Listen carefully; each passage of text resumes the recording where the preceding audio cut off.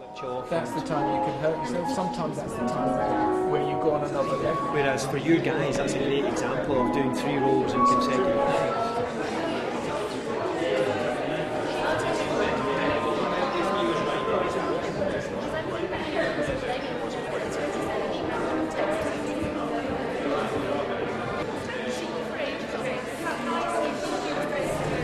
Mercury, I think, is an exquisite study of the intellectual and physical process that goes into creating a dance movement.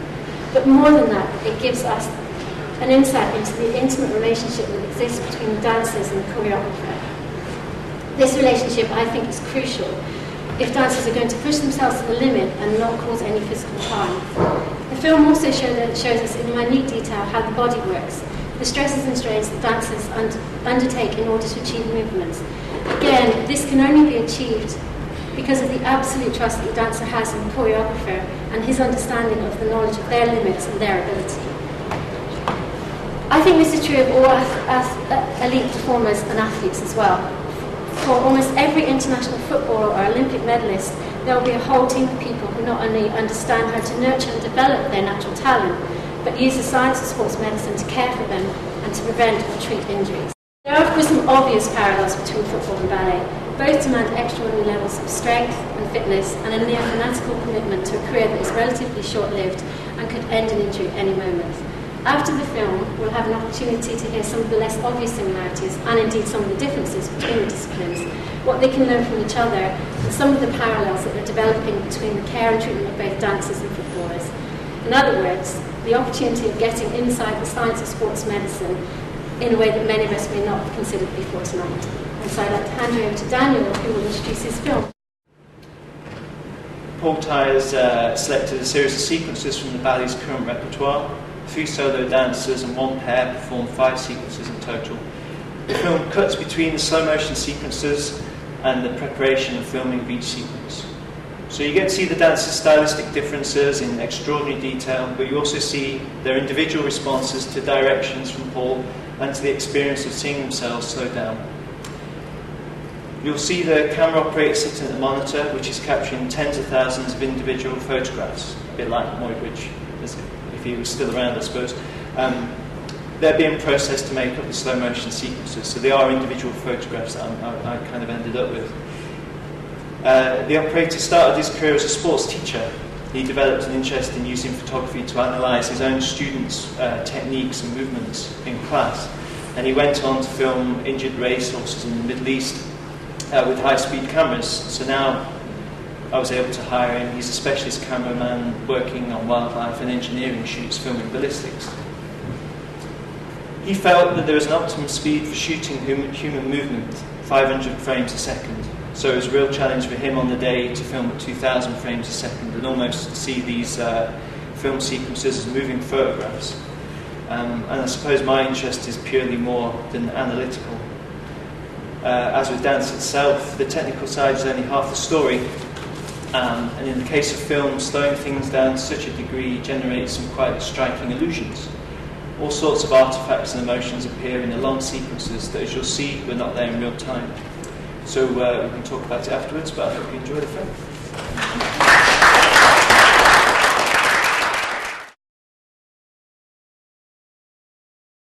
Just keep all the tension out the fingers, but really let the whole rotation and then down.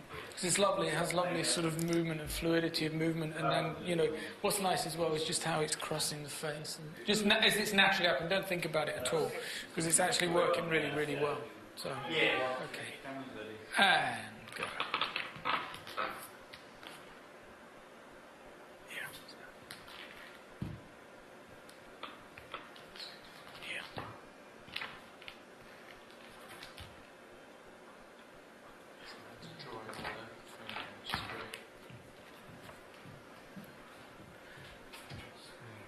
Any I would say is don't. I know it's fast anyway, isn't it? Don't look down. No, I'm just worried. Some of the looks we could be a little bit more resistant. Looks a little bit like not too far. Yeah, too light. So should I do it slower? Maybe, or just feel it a little bit. More. Yeah, keep the movement going at the same speed, but just feel where it's coming from and where it's going to a little bit, so it doesn't get too light, like you say. Mm-hmm. Yeah, yeah. So when it comes up, make sure it goes like the ripple. Just a little bit more.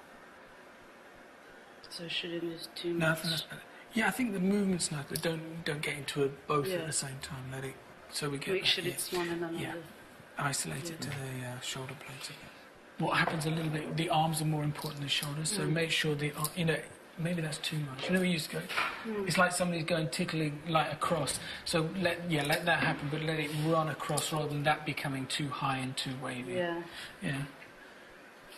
Yeah, like that. So it has that. I think it's like Yeah. more playful, a little bit more. Yeah, yeah. Okay. Should I You're go? right, Martina. So just nice and relaxed, but just use it a little bit more. Okay. And go.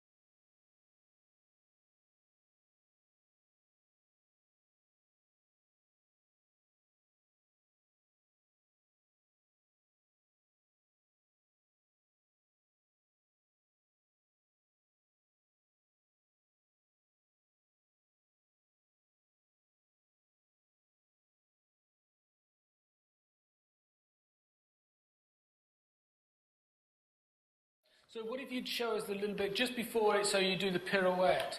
So you do from just the the ballet? yeah, do the balance from the balance. That one, and then that. And I think keep it in context, although it's not in context, like fun.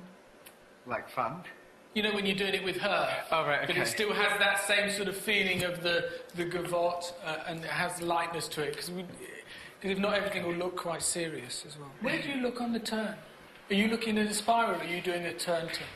Yeah, make sure it has that beautiful quality. So this is quite clear, and then spiral down, and then come clear again. Yeah, I know it's hard. Okay, and go.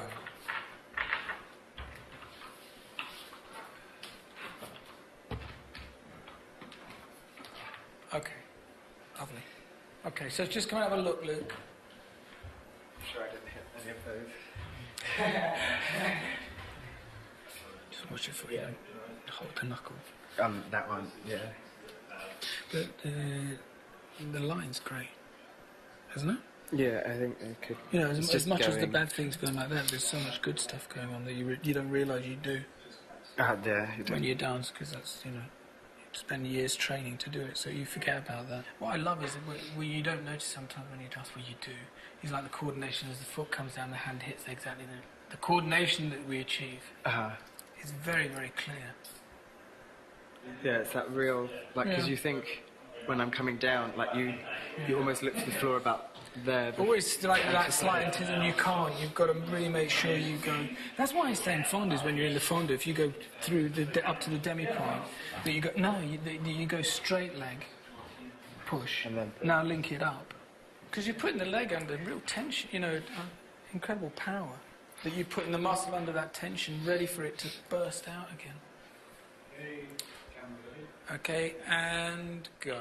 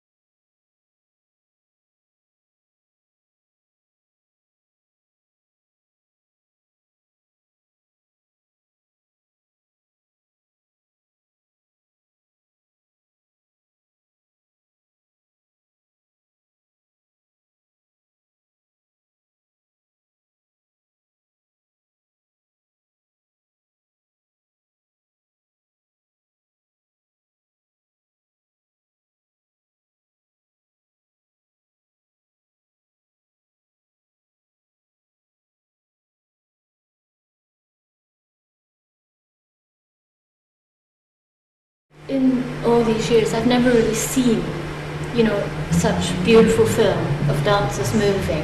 And I'm just wondering where this is going. How are you going to use it, you know, within the dance context? It doesn't have to be ballet or anything like that. Just love movement and how the body moves and how the form that you make and everything is so incredible. It's the sort of thing that I think does need to go out and people need to be, to see it and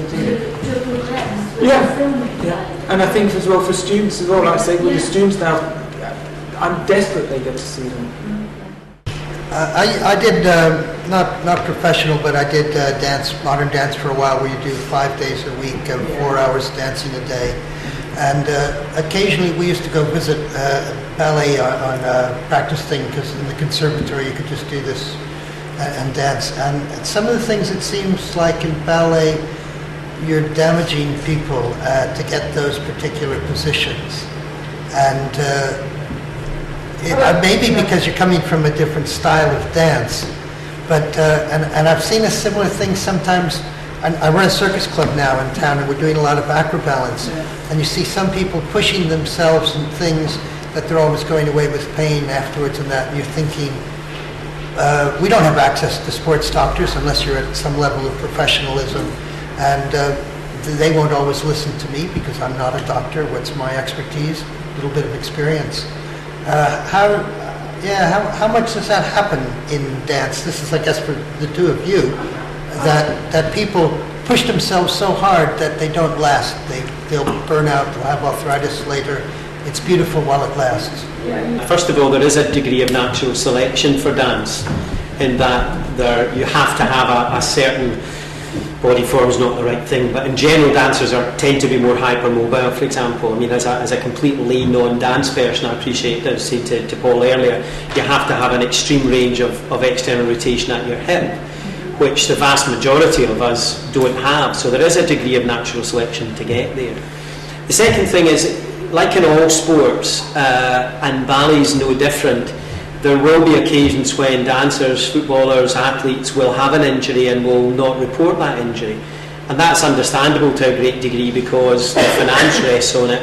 You know, if you're in the middle of a 6-week run of a ballet production and you get an injury, then that might mean that you don't participate in the rest of that. If you're 3 games away from the cup final in football, then you might be out, you might lose your bonus or whatever. But I think the way round that is the relationship, and Paul touched on that quite strongly, of the people that are looking after them, and a knowledge that it's much better for them to report something early and then get something done about it, even if that means a bit of time out, rather than put up with something for longer and end up causing them longer term damage. So I think we're far better at looking. I mentioned the corticosteroid injections into footballers' knees. I think we've gone in the last 30 years from beyond that.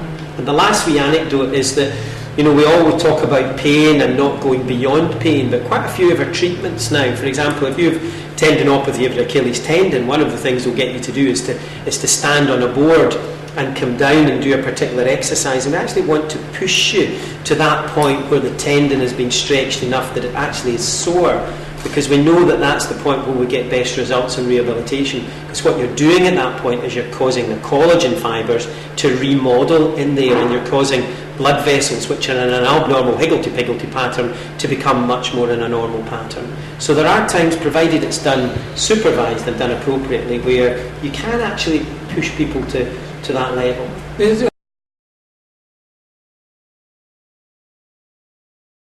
If I added any music on top, it would give it a kind of a false poetry. It's not music that existed for the movement, and also it's from a ballet that already has a score. So did I slow down that music, which would sound odd?